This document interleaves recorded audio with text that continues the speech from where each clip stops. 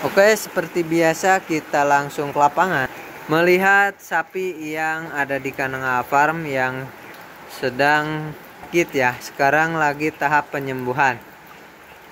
Nah, jadi ini dia sapinya. Kemarin sapi ini kan lagi musim pancaroba ya. Banyak sekali sapi-sapi yang daya imun atau daya tahan tubuhnya itu tidak kuat, itu suka sakit ya, yang terjadi dan dialami oleh sapi ini. Jadi sapi ini kemarin awal-awal terlihat dari makan konsentratnya dia kurang bagus ya di 3 hari ke belakang. Kemudian dilanjutkan dengan penurunan produksi susunya yang biasanya misalkan di subuh hari itu di pagi hari kalau diperah 12 liter, dia itu menjadi 10 liter bahkan kurang dari 10 liter.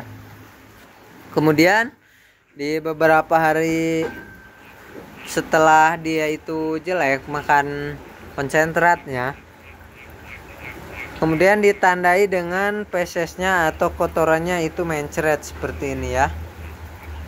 Nah, jadi tahap utama yang harus kita lakukan adalah memastikan kalau sapi ini awal-awal terjadinya perubahan itu kita harus melapor ke mantri. Kalau misalkan kita tidak bisa mengobatinya sendiri.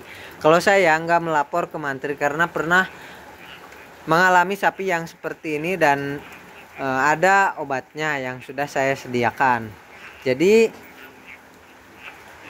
setelah kita mengetahui sapi kita ada perubahan, kita harus melapor mantri dan biasanya mantri itu melakukan tindakan. Kalau saya melakukan tindakan awalnya ketika sapi ini memiliki ciri-ciri makan konsentratnya itu nggak habis dan makan rumputnya agak jelek, saya menyuntiknya dengan obat sulfidon dan vitamin ADE ya. Alhamdulillah kemarin saya menyuntiknya itu karena sapi ini parah banget sakitnya dan penurunan susunya sangat jauh dari biasanya. Makanya saya melakukan tindakan penyuntikan karena saya mempunyai obatnya sendiri. Kalau misalkan kalian tidak punya obatnya sendiri, itu langsung saja lapor ke mantri.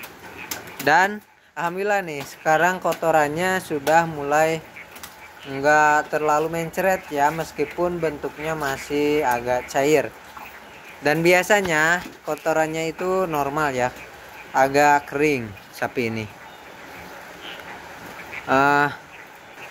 Dan ketika kita sudah melakukan pengobatan dan sudah mengetahui sapi kita tidak habis makan konsentratnya, itu jangan dipaksakan dia itu diberikan konsentrat yang banyak.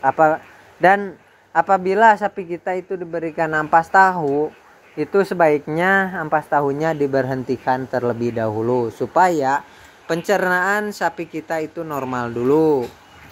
Karena sapi ini juga diberikan ampas tahu dan sekarang diberhentikan dulu karena kondisi pencernaannya belum normal. Takutnya dari ampas tahu itu memberikan dampak pH yang asam di area rumennya dan menghasilkan sapi kita menjadi asidosis ya, karena munculnya pH di dalam rumennya itu tidak netral alias menjadi asam dan menjadikan sapi kita tidak mau makan.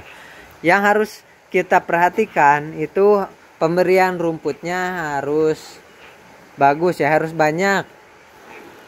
Kalau misalkan sapinya nggak mau jerami, kita harus memberikan rumput hijauan, diperbanyak dulu, dan konsentratnya harap dikurangi terlebih dahulu.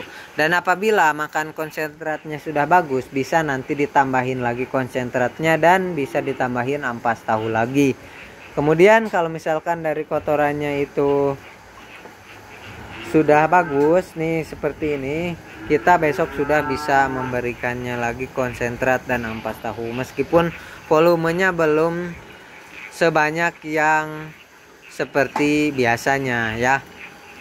Itu dia pengalaman saya tentang cara menangani sapi yang sedang sakit di musim pancaroba seperti ini, dan dia itu sekarang alhamdulillah sudah mendingan, tidak terlalu parah sakitnya.